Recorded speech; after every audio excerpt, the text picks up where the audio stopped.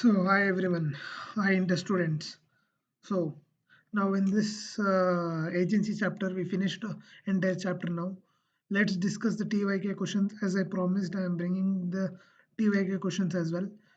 So, one important thing about this is, see guys, you have to see the revision videos as well. See, I'll show you how many examples they have created as a case study in these questions, and they have put it in the TYK questions that I'll show you as I go on with the case studies. And second point is, so also to those students who are preparing from the some summary books of the authors, or they have their own summary notes, they can, if they want to cover the TYK questions as well of the ECI mat, they can also watch this video, and also they can also benefit from this video, and they can also see what they are asking. And one more thing is, guys, see these TYK questions, no, these questions come even in RTP MTP as well as even in the question papers. They have repeated these questions in the previous past papers as well. I'll show you the how many questions in the TYK which they have asked in RTP and MTP as well. When I'll discuss in that video as well. Okay. When I'm making that video, that time I'll show you what questions they have asked from this TYK as well, from the agency chapter. Okay, I'm making one video of the RTP MTPs of past 3 years, and that I'll show you how they have asked the questions from TYK as well. And so you can score at least 5 to 10 marks just by seeing only the TYK part. Test your knowledge questions if you see and go no. At least if the questions, if you are lucky and if the question comes directly as it is given here, you can score entire 5 to 10 marks very easily just by seeing this video. Okay, now let's get into the video. So now let's get into test your knowledge questions. So what is the first question? First question is question one. This is, see, I'll show you, this is taken as directly from the example, and they made it as a question. See, I'll read the question and you will come to know, those who have seen my revision video will come to know directly they've asked it as an example from the example part only. So what they are saying in this question one is, A appoints M, who is a minor. This is the important part of the question. He is a minor as an agent to sell his watch for cash at a price not less than 700. M sells it to D for 350. Is the sale valid? Explain the legal position of M and D, referring to the provisions of the Indian Contract Act 1872. So just by reading the question, you can at least get a basic idea that first of all, the agent is a minor. And we had studied that for principal, there was basic conditions were there for him to be competent. For the principal, there were conditions that he should be a major, and he should not be insane, or he should be of sound mind. Those two conditions were there for the principal. But for when I was teaching the agent in the revision video part 1, I think I told you that the agent can be a minor as well, and he can be an insane person or anyone. He can also be person who is unsound mind. But but the important thing what he read in that paragraph was that the person who is a minor, no, or the agent who is a minor, first of all, the person who is appointed as the agent, he should be a competent person. So if he is a minor, he is incompetent. First of all, minor cannot enter into a contract. If suppose even if he enters into a contract, I had told you many times that minor, no, he doesn't give you anything. He'll just take everything away from you. Minor, what he'll do is he'll take only the benefits. Even in partnership, we had read, he'll take all the necessary benefits from you, but later on you can't claim anything from him. So, but there was one condition where you can claim from him after when he comes major, the necessary share supplied. But leaving that part aside, so one important thing, major thing is he will take everything from you. He won't give you anything. So he won't give you good title as well. So we had read there that the principal, no, if he appoints a minor as an agent, he cannot sue the agent if he does anything which is beyond his authority. So that's what is happened in this as well as in this case question as well. So what they are saying here is, see, while mark the important points which should be there in your answer if this question comes. The validator, no, he'll give you marks based on those points. So please see the points, mark the points in your ICI mat. If you have ICI mat, please open it and mark the TYK part, the important points in this question, and read it. Okay. Now, what the answer is, as per section 184 of the Indian Contract Act 1872, is between the principal and the third person. Any person, even a minor, can be appointed as an agent. But no person who is not of age of majority and of sound mind can become an agent. So as to be responsible to his principal. So the principal no. Thus, if the person who is not competent to contract is appointed as an agent, the principal is liable to the third party for the acts of the agent. And this is the conclusion. See, always remember that conclusion carries marks. If you just write only this provision, no, this provision, the evaluator may not give you marks. That's why don't forget to write even the conclusion. Okay, you have to separately write. If he is liable, principal is liable, agent is liable, you have to mention it properly. So in this case, as you know that the principal will be liable to a third party since the agent is a minor, and no person who is not age of majority and is of unsound mind can become an agent. But starting what they have told, even a minor can become an agent. But the principal can't sue him. That's what they are trying to tell here. This points out right. And conclusion, what is that? Even the D, no, he gets a good title to the watch. Just because the agent is a minor doesn't mean that the agent who has sold the thing to a third party, no. Principal will be held, principal will be liable to a third party. So the third party, no, he'll get a good title. It doesn't matter whether the agent is minor or on mind to the third party. Third party will tell that I got it, I paid my money for which he sold and I got the product. So the third party will say that he will get a good title, and M is not liable to A for his negligence in the performance of his duties. Understood? M is the minor, no, he is not liable to A for his negligence for the performance of his duties. That is the question one. It is very simple. Just don't forget to write the important point which I marked here, and you will be through. And you can write it on your own sentence, but don't forget to write like important keywords, technical words like they should be competent, and the principal will be liable to third party, and you can't sue the minor, and the person third party will get a good title, and minor is not responsible for negligence like in the performance of the duties. These certain points, no, you have to write just like this. The evaluator will know, he'll get impressed, and you'll also see the key points are there, and he'll give you full marks. Next, coming to question number 2. This is in this question, it is a question of correct or incorrect. And one important thing what I want to tell you here is, see, whenever the question is about correct, incorrect, first you have to always write whether it is incorrect or correct, whether the statement which is given. What the students will tend to do is they'll write the reasoning for the statement for their claim whether it's correct or incorrect, but they won't write whether it's correct or incorrect. They'll say that they'll just write it first, they'll write the reasoning, then down they'll somewhere they'll write correct or incorrect. See, evaluator first what will check whether the answer what you have written, first they will check whether you have written properly the answer incorrect, or either if it is correct you have written the correct word.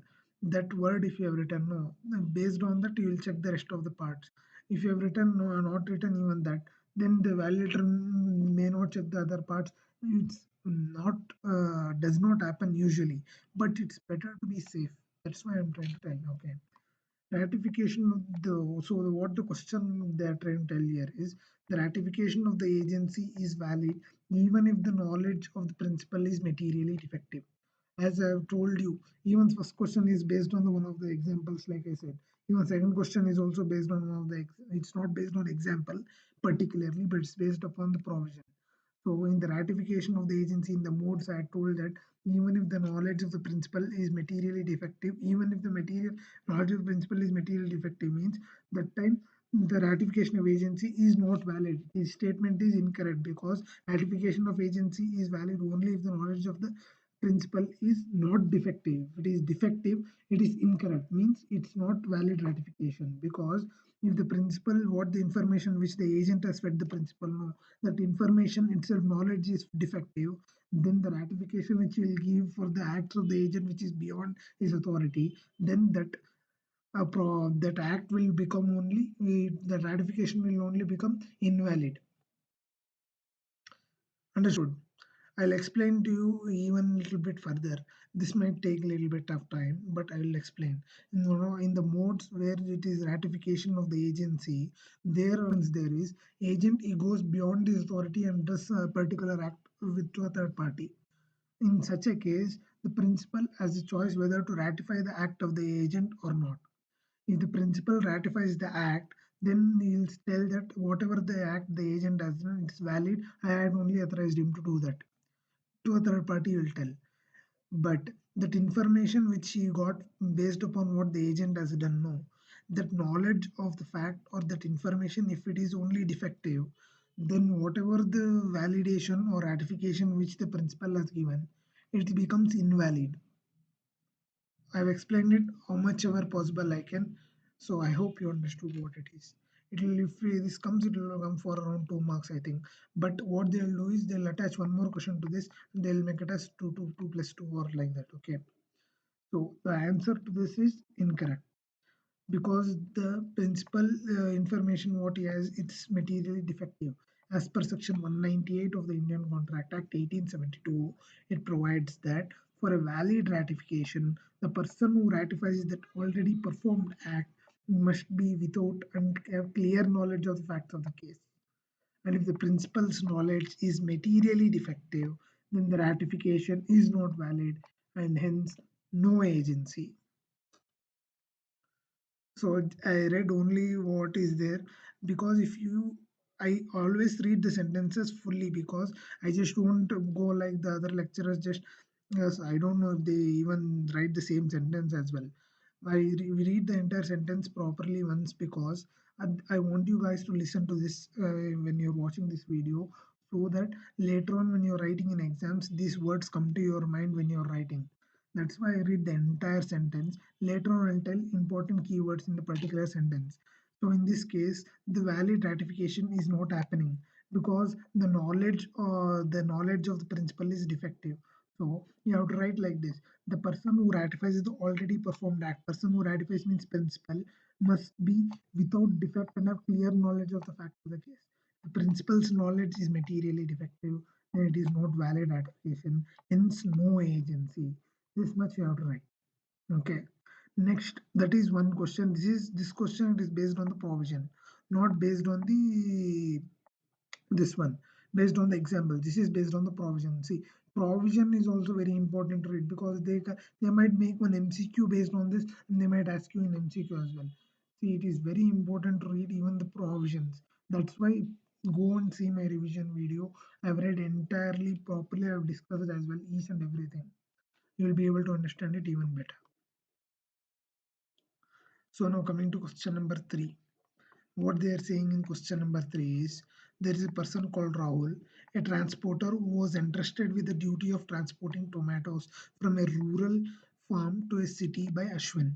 See, this case study which is based upon no, I told specifically in agent's authority in case of emergency that same example was there. I told you it is very important from exam point of view. It was asked many times in the exams. Please read this example. Please read this question and go before exams. I'll even mark it as important because this question is very important from the exam point of view. They can ask this for 5 marks as well. Yes, it can come for 5 marks. This is very, very important. Or it can come for in MCQ as well for 2 marks. Okay. What the ICI will do, we don't know. But this question is very important. Again and again, I'm telling you. So what happened here is there is a transporter who is entrusted with the duty of transporting tomatoes from a rural farm to a city by Ashwin. Ashwin is the principal.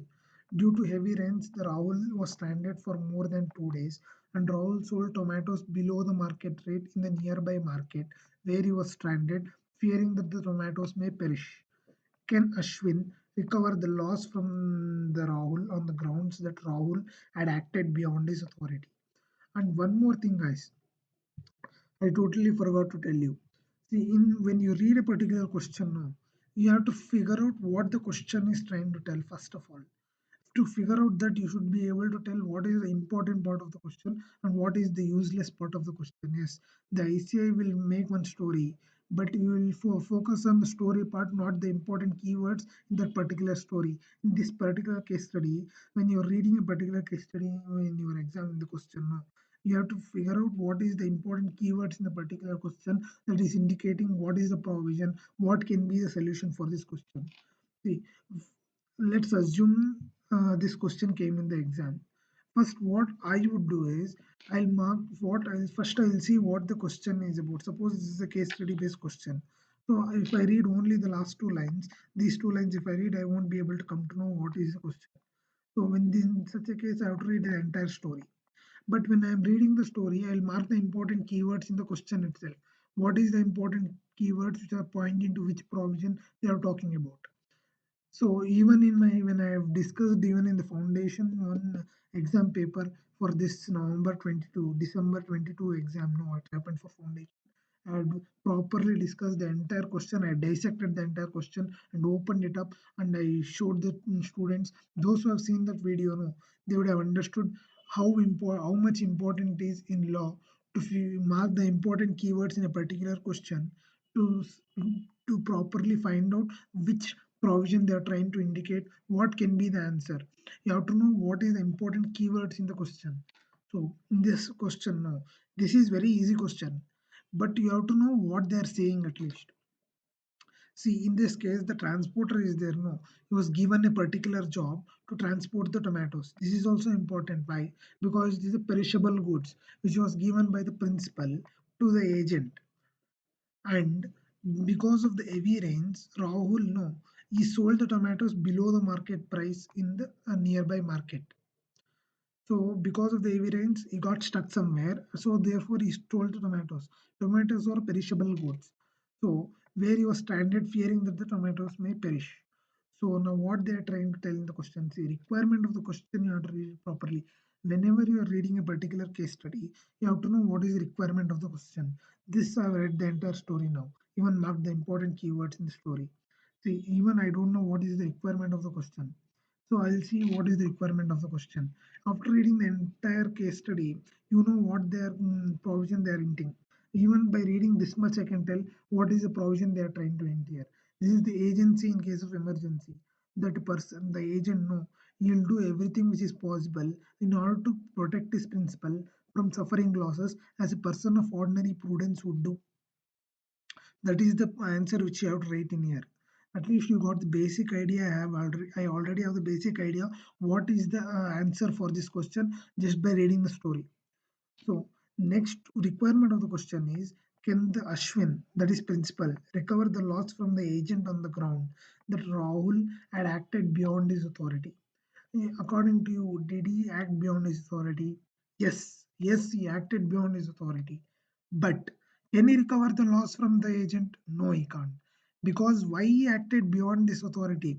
This is also given in your one of the basic conditions for an agent, no, which is within his authority. In that we had read in that exceptions that the agent has the authority to do everything which is possible to protect his principal from suffering loss as a person of ordinary prudence would do. I had told you in case that conditions for the agent, the authorities of the agent to determine the condition, determination of the agent's authority. I had taught you in the revision video. Go and see that.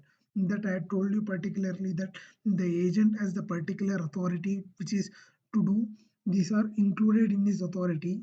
This authority, to do this authority to go beyond this authority, it was given in the case of emergency it was given.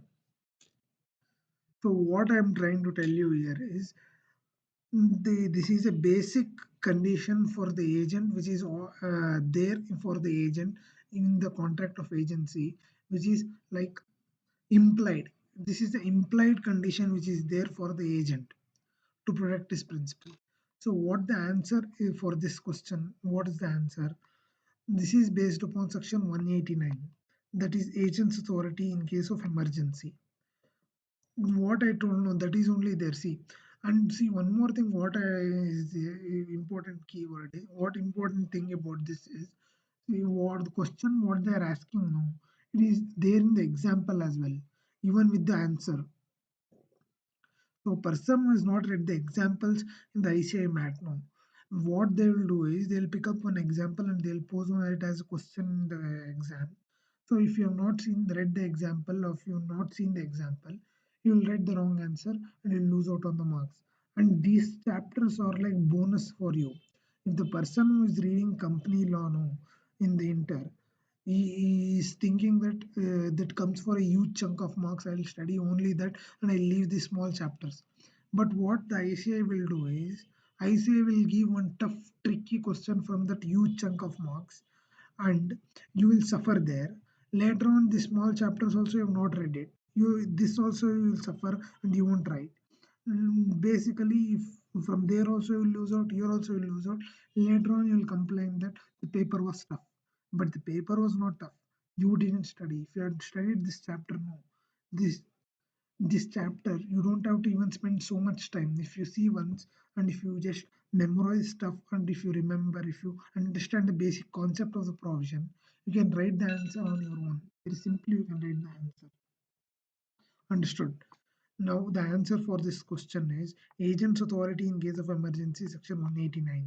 The agent has authority in case of emergency to do all such acts for the purpose of protecting his principal from loss that would have been done by the person of ordinary prudence in his own case under similar circumstances. What did I tell? The person who is the agent has authority in case of emergency. In case of emergency, and for emergency, I had told you there were few conditions. Go and see my revision video to know what are the conditions for emergency. And for emergency, those five conditions, all those five conditions should be satisfied. So go and see the revision video part one. I've discussed it thoroughly, and you will be able to solve this question, understand, write this question, answer to this question very easily. So, agent has authority in case of emergency to do all such acts for the purpose of protecting his principal from the loss, as would the person would have done in the case of person of ordinary prudence in his own case under similar circumstances. And one more help which I have given in those revision videos is that I have given timestamps in the below in the comment or even description I have put. In the timestamp, if you go and click directly the agent for emergency, no, or the modes of agency, if you go and if you go there, one by one, I've discussed agent in case of emergency. There, you can easily search and you can see the video as well in that video as well. So, the what is the conclusion for this? What is the conclusion? What is the conclusion? And conclusion is always important for when you're writing the question for law. And one important thing, what about when you're writing the answer for this case study type of questions in law? No, you have to divide the answer in three parts. One is provision, one is facts of the case and analysis, and third is conclusion. And each part carries marks. Each part, yes, each part carries marks. If you write only the facts of the case and analysis and even just the provision, the examiner would give you marks and he'll cut the marks for conclusion. All the three parts carries marks. And one more thing what is important is, see, students will tell that we don't know the provision but we generally have the idea what can be the solution for a particular case study. So just write it on your own sentence, only the conclusion, and you can write the facts of the case. For that only will give you marks. Don't leave a particular question because just because you don't know the provision. Even if you don't know the provision, we can tell the answer at least now, just by analyzing the case study. Same, what are these points which I'm telling you? If you apply, no, definitely it will help you score very well in the exams. So this is the provision. Like I said, this is provision, this is facts of the case, and this is the conclusion. The three parts are there to answer in a law: provision, facts of the case, and conclusion.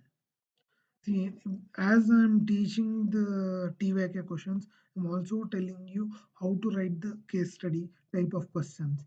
I will not tell you every time. This question I took as an example to explain to you how we can dissect the question, how we can mark the important points in the question, what is the requirement of the question, how to write the solution in three parts, and how to write remember the important words in the solution, and you can write it like that in your own sentence as well also you can write.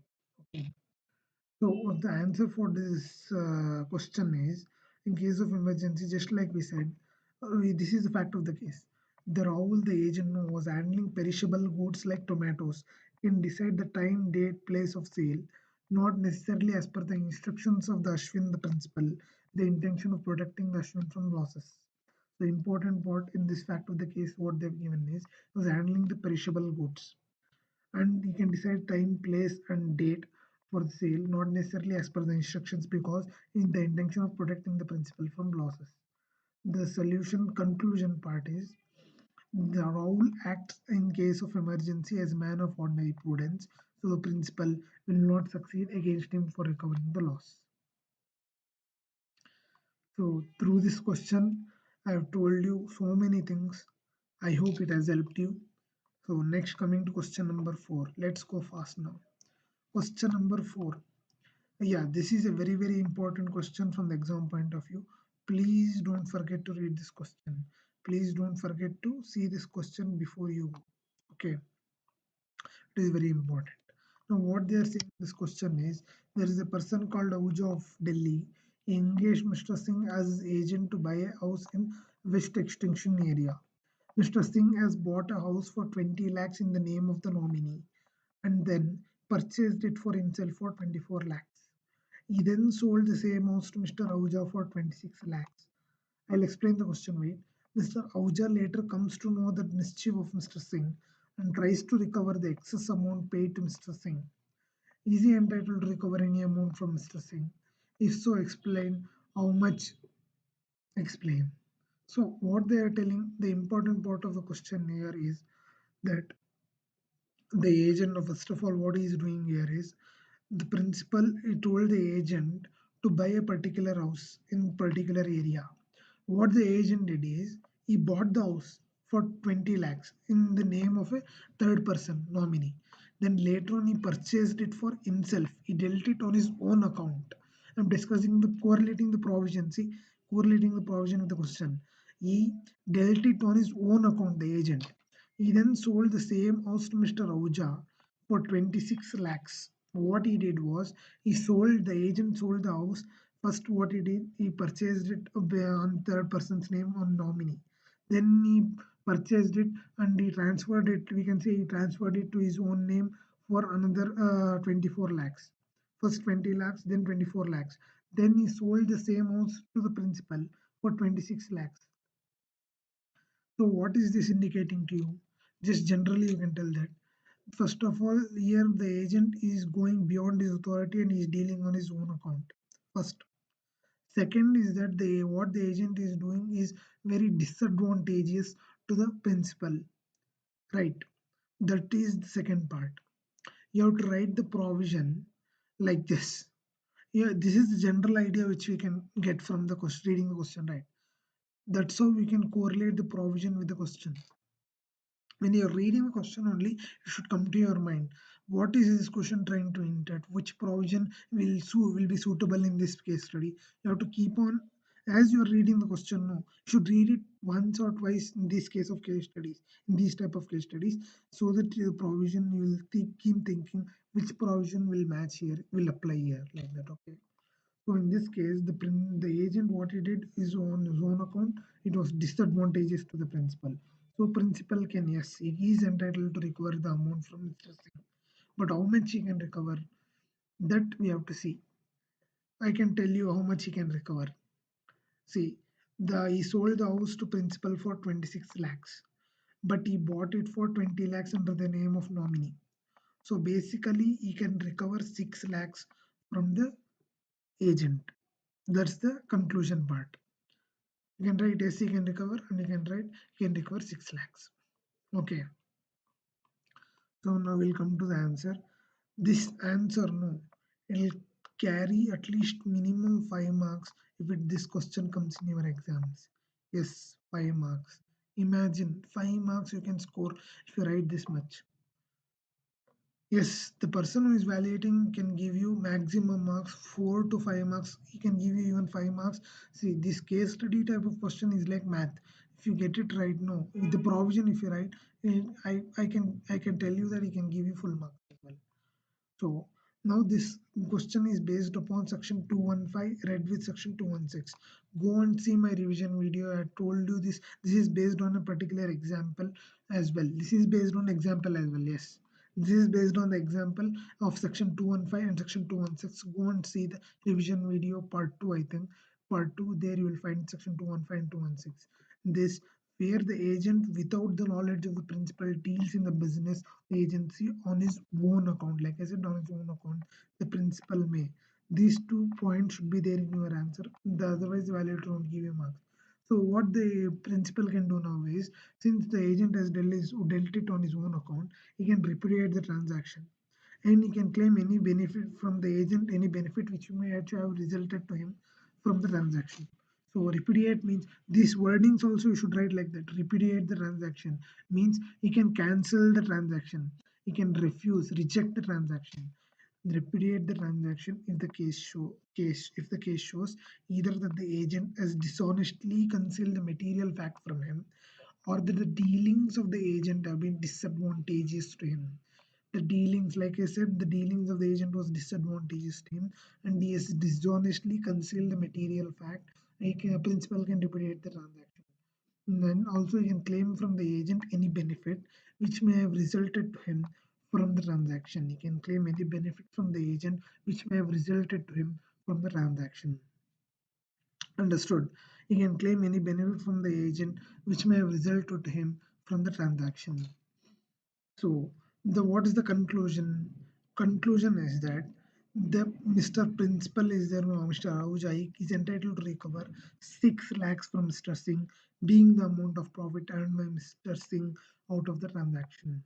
This is the conclusion. These 2 points you have to write, because otherwise the examiner won't give you marks. And it's very simple to remember also. Section 215, 216, the agent dealt it on his own account. So the principal, what he can do, he can cancel the contract and he can recover the gain which he has, benefit which he has obtained from the transaction, the agent which has obtained the benefit. Okay. This is very simple. Just see my video, this video, at least 2 or 3 times. You can easily remember the points on your own and you can write. Okay, next question, question number 5. This is also very important because they have asked it in previous RTP or MTP. I'll show you. I think it's in MTP. This question had come. What they are telling here in this one is this is based on the provision. Provision, which provision is subagent? I told you subagent, substitute agent is very, very important. Next question is based on substitute agent. These two subagent or substitute agent part is very important. The provisions on subagent, substitute agent is very important from the exam point of view. So like I was saying, this question is based on the provision. So what the question is saying, the principal is comment on the statement, principal is not always bound by the acts of subagent. Subagent, substitute agent, like I was saying, the provision on subagent, substitute agent is very, very important. What the statement is saying, the principal is not always bound by the acts of subagent. Why? Because subagent is the agent of the original agent. And one more thing I had told, subagent can't be appointed like generally. Only in certain cases he can be appointed exceptions. One is based on custom and trade. Another is if the original agent is given the power in as per the contract of agency by the principal to appoint sub-agent. And third one is in case of emergency, if the agent there is unforeseen emergency, he has to appoint a third person. Then that time he can appoint sub-agent, provided the principal allows. Okay, that is the one thing. Next thing is, first of all, agent can't original agent can't delegate his authority to another person. Delegators non potest delegre. I told you no. The agent he cannot delegate his authority or his powers to the another person. The agent had given particularly to the agent the power, right? So what is the answer? The statement is correct. That's true. The statement you have to write like what they have given here. Statement is correct, right? The statement is correct or not? The comment is that statement is correct. Normally, the subagent who is appointed, no. Subagent is not normally subagent is not appointed, like I was saying. Since the delegation of the power by the agent given to him by the principal. The governing principle is that a delegate cannot delegate, right? Latin, this is delegatee cannot delegate. That's what should be saying, should be the saying. the delegatus non potest delegre. Like I was saying, this is very important maxim because they can ask you in MCQ. However, there are certain circumstances or exceptions where the agent can appoint sub-agent. What are those exceptions? Like, see, in case of proper appointment, if the appointment of the agent was proper, in such a case, the principal is bound and is held responsible for the acts of the sub-agent, and the relationship is treated as if the sub-agent is appointed by the principal himself. In case the sub-agent is not properly appointed, the principal shall not be bound by the acts of sub-agent, and under such circumstances, the agent appointing sub-agent will be bound by the acts of the sub-agent, and the agent will be bound to the principal for the acts of the sub-agent. Understood? There are 2 points which you have to remember here, because the first one is this paragraph you have to remember. Next thing is there are two parts. One is that two parts there are two parts. One is proper appointment, another is not properly appointed. If he is properly appointed, principal will be bound and the relationship is treated as if the sub-agent was appointed by the principal. If he is not properly appointed, in such a case the principal shall not be bound by the acts of sub-agent, and the agent appointing sub-agent shall be bound by this act, and the agent shall be bound to the principal for the acts of sub-agent. Understood? What they're saying here is, this question is very important. This might come in your exams. So I suggest that you read this question as well. Okay. So what they're saying here is, first of all, the principal no is not bound by the acts of sub-agent, because if he is not properly appointed, then he is not bound by the acts of sub-agent. Agent will be bound by the acts of sub-agent, and the agent will be original agent will be responsible to the acts of sub-agent to the principal. Right? If he is properly appointed, then the principal will be bound by the acts. You have to remember like that. There are two parts. Okay, just like that you can remember. It was easy. Next, question number 6. Question number 6, this is based upon one of the examples. Okay, what they are saying here is, what they are saying in question 6 is, ABC Limited sells its products through some agents and business. It is not custom in their business to sell the products on credit. So what they are telling is ABC sells its products through some agents, but in their business it is not a custom to sell it on credit. But one of the agents, what he did is he sold it on credit to Mrs. Parul Private Limited. One of the agents sold it. That is Pinto, which was insolvent at the time of sale. See, what is the important thing here is, first is that Pinto, it's not a custom to sell it on credit, but she still overrated that and he sold it on credit. So suppose we let him say, okay, he sold it on credit, the agent, it's fine. But what is the important thing is, the key word is, the person whom he sold, no, he was insolvent at the time of sale. The agent knew that the person is insolvent, but still he sold the goods to him on credit. So still he sold it on credit. No, that's why, even though he was insolvent, ABC Limited, that's one important word. I'll tell you later on what is the answer. Okay.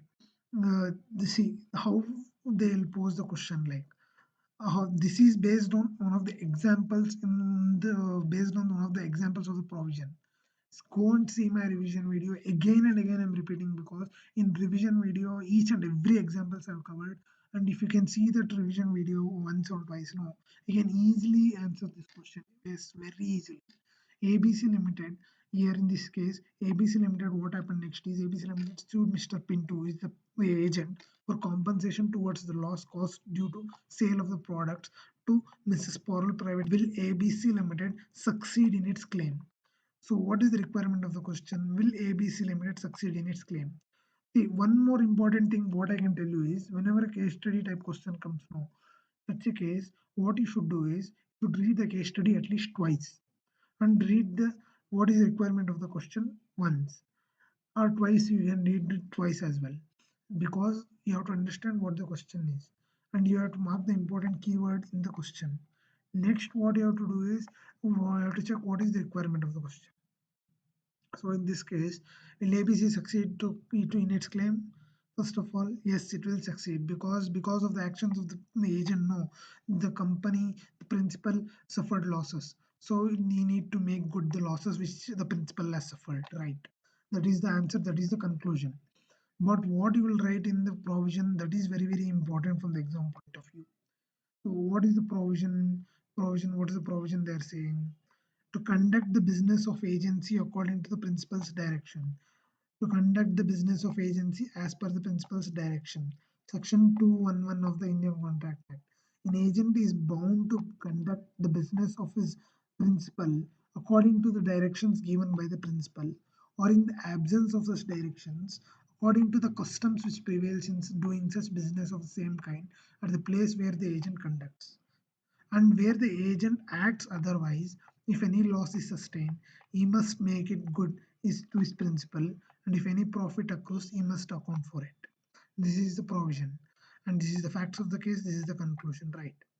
So this provision, no, you can form the provision just by reading the question. How? Because first of all, the important part is it is not part of their custom, part of the custom of that business to sell it on credit, right? To sell it on credit, and but still is sold on credit.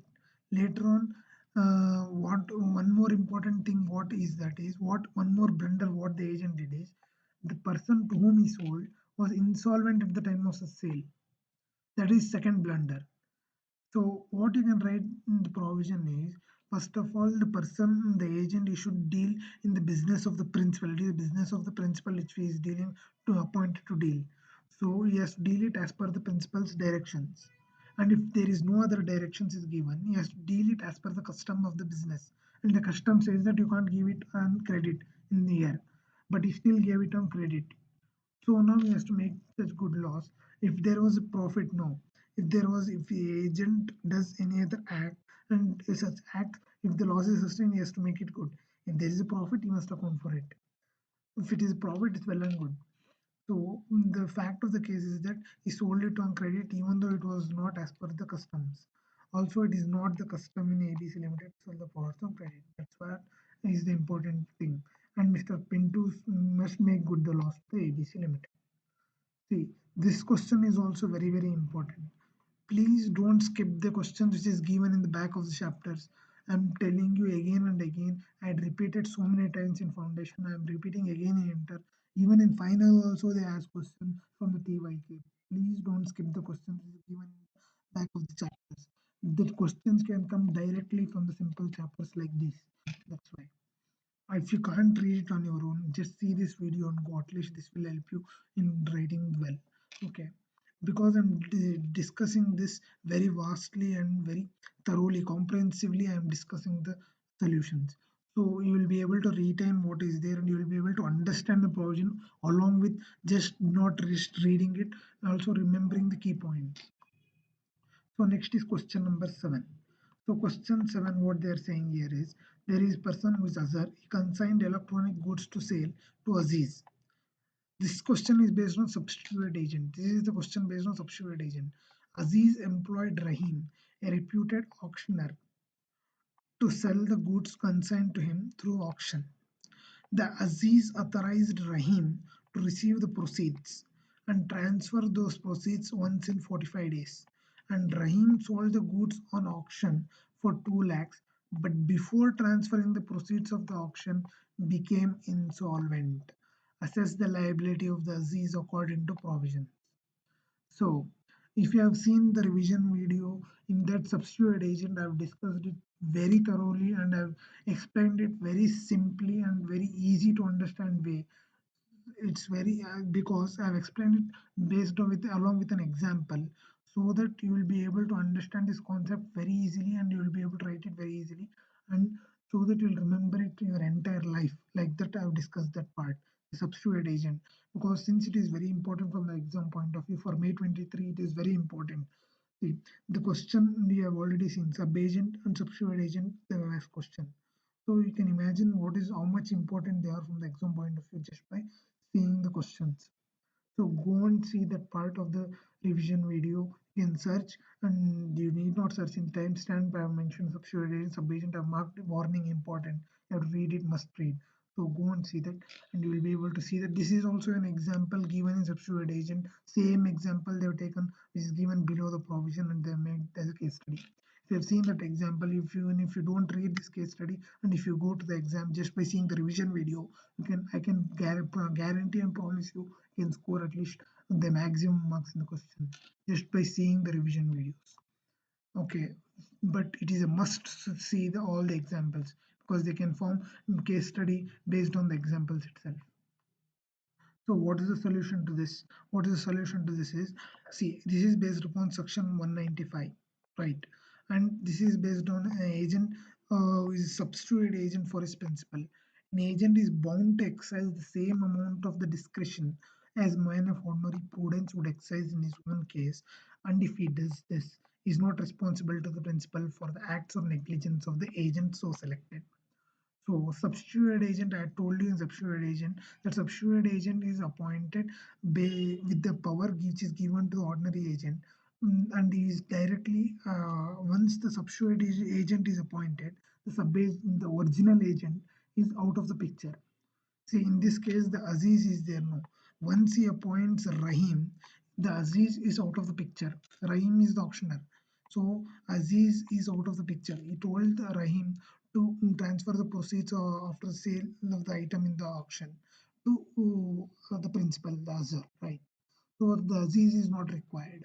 So once he appoints substitute agent, the original agent is out of the picture. So, and he should appoint what the original agent know. Like I told you, original agent should take the same amount of caution that the person of ordinary prudence should take when appointing the person for himself.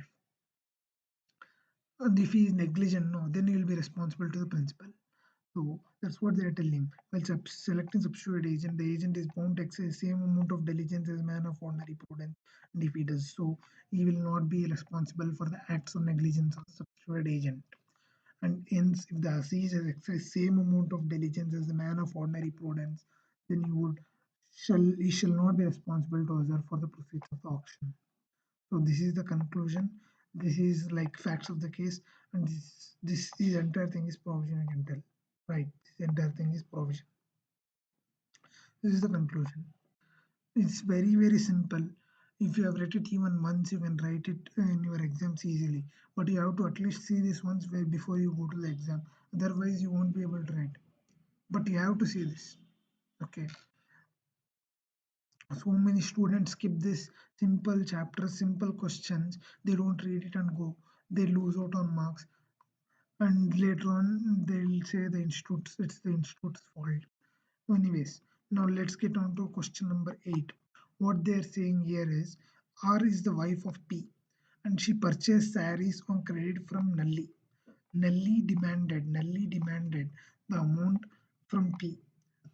P refused. Nalli filed a suit against P for said amount. Decide in the light of the provisions of the Indian Contract Act whether Nalli would succeed. What is the question saying? Question is saying that there is R who is the wife of P. And what she did, no, she went and purchased a sari on credit. And the person who sold the sari, no, he asked the amount from the husband. Husband, he refused. But Nalli filed a suit. Nalli means the third person who sold the sari to the wife, no, he filed a suit against the husband for said amount. Now we have to discuss the case whether the third person would succeed. Just by reading the question, you would have got one notion. This is very important case study. I will mark it 2 stars because this question can come in this May 23 exam. I can tell because seems very important, not similar to any other provisions. This is very important from the exam point of view. Just by reading this, you would have got one notion. What is that? First of all, the wife no. Where you have to see if she is separated or if she is still in relationship with the husband. If she is still in relationship, there will be implied obligation on the husband to pay for the purchase which the wife has made. But there are few exceptions where the husband need not pay. One is separation, like I said. Second is if you are told specifically to a third person not to sell it on credit. And third case is where you are told his wife not to purchase on credit. Like that, okay. There are few exceptions which you have to remember in this provision, which is very important from the exam point of view because one exception only they can take and make one question. See, what is the solution for this here is, See, the position of the husband and wife is special and the significant case of implied authority. Like I said, it's the implied authority. As per the Indian Contract Act 1872, where the husband and wife are living together in domestic establishment of their own, means they're still in the relationship, they're living together. The wording you have to write is same. They're living together in a domestic establishment of their own because it is the law language. If you don't write the law language, law technical words, no, the evaluator might not give you marks. So living together in the domestic establishment of their own, the wife will have the implied authority to pledge the credit of her husband for the necessaries. Understood what they're saying? Means that the wife has the implied authority that she can purchase the goods on credit on her husband's necessaries and based upon the husband's money using the husband's assets. She can purchase goods on credit. It is implied authority which the wife has. So, however, the implied authority can be challenged by the husband only in the following circumstance. Like I said, these are the exceptions where the husband can say that he can deny the to pay the money to a third party. What are these cases? We'll see if this one of the exception falls to this case study and the husband can escape. But we have to see what are those exceptions. If whether this case study falls within this exception. The husband has expressly forbidden the wife from borrowing the money or buying the goods on credit. In this case, did the husband had forbid his wife to borrow them to buy the goods on credit? No. It's not first case won't apply. First exception won't apply. The articles purchased did not constitute necessities. No, it was necessity. Assuming it is necessity. Husband had given sufficient funds to wife for purchasing the articles she needed to the knowledge of the seller. Means that husband had given sufficient funds to the wife for purchasing it. And she needed to knowledge of the seller. It was in the knowledge of the seller also knew that. Whether it was the case, no. The creditor had expressly told not to give credit to his wife. First thing was wife was forbidden. Second is creditor was told not to give on the credit. This was the case, no, because it was not mentioned here. Here they told her she purchased saris on credit. They did not tell whether this any of these exceptions falls within this case study. They had explained the situation or circumstance, we would have come to know. But it's not the case. And whether the wife lives apart from the husband without any of her fault, no, is not living apart. Assuming she is not living apart, assuming. Generally, we won't assume that they are living apart. We'll assume that they are living together only. She shall have an implied authority to bind the husband for necessaries if he does not provide for her maintenance. So, in such a case, the wife has the implied authority to bind her husband for the necessaries if he does not provide her the maintenance. Right. So, so none of the above exceptions falls for this case study within this case study. So Nalli would be successful in recovering its money. This is very important case study. Please see the provision of this case study at least 3 to 4 times before you go because it is a very important case study. If compared to previous questions, this question is very important. I'm telling you. Okay, because it is quite different, and even if you read the provisions of the entire agency, this provision you won't find it in the provisions of the chapter. This is given separately in the question itself. See, ICI what they will do is separately these questions they'll ask and they'll write one case provisions like this. Students know if they see only the revision videos and if only they see the provisions and go, that time if this question comes like this, they won't be able to answer the question. Right. So please see this question before you go to the exams. Okay. Next question number 9. This is the last question what they are saying in this question. Here there is a Bhupender. We borrowed a sum for 3 lakhs from Atul. Bhupender appointed Atul as his agent to sell his land and authorized him to appropriate the amount of loan out of the sale proceeds. And afterwards Bhupender revoked the agency. Now as per the act, whether the revocation of the said agency by Bhupender is lawful. Understood what they are saying. See, this is also based on the example from the section 202 which I have discussed in irrevocable agency. I think it is irrevocable agency. You have to see, go and see the section Just see the revision video, guys. I am I don't want to repeat again and again. I am also tired of repeating because in revision video, all the examples I've covered, all the case studies which I've discussed, except this one you have to see because this is a very important case study. Because it has not as come as example, you have to see that one. But this has come in section 202. Same thing, we have put it as an example. If you have seen that example, you can answer this very easily, because in this case what happened is you cannot revoke. Irrevocable authority is there, irrevocable agency is, because here what happened is the person whom is appointed as an agent, the principal is appointing as an agent. To him, the principal owes money to the agent here. So the agent here he has the authority, implied authority. So the his as own self-interest is there in that subject matter of the agency. So since it is self-interest of the agent is involved, it cannot, the agency cannot be revoked. Let's see the solution. You will be able to understand it better. And this question is very important from the exam point of view. They've asked it so many times. You have to see this question also before one exam. So what they are saying here is, as per section 202 of the Indian Contract Act, an agency becomes irrevocable where the agent has himself an interest in the property which forms the subject matter of the agency. And such agency cannot, in the absence of the express provision in the contract, be terminated to prejudice of such interest. Understood. This sentence you have to remember and read it so many times and remember it, because it should be inside your blood. Whenever section 202 case study comes, you should write it as given here, because they have asked it so many times, n number of times. I can't even tell you how many times I've asked this. An agency becomes irrevocable where the agent has interest in the property, who has self-interest, and himself is interested in the property, which forms the subject matter of the agency. The agency cannot, in the absence of the express provision, means if there is no express provision in the contract, then it cannot be terminated. This is against the interest of the agent. This is the facts of the case. This is the conclusion. So what is the fact? The rule of the agency coupled with interest and applies does not come to an end even on death, insanity, or insolvency of the principal. Even if the principal dies off, even if he goes insane, even if he goes insolvent, the this contract won't end, since it is the rule of the agency coupled with interest applies here. So then Bhupender appointed Atul as agent to sell his land and authorized him to appropriate the amount of loan. This is the fact of the case. Loan out of the sale proceeds, interest was created in the favor of Atul. Said agency is not revocable. The revocation of the agency by Bhupender is not lawful. You have to write it is not lawful, that the revocation of the agency. Understood. This is also very important question.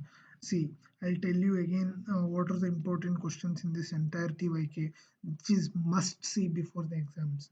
Okay, this I'll go one by one.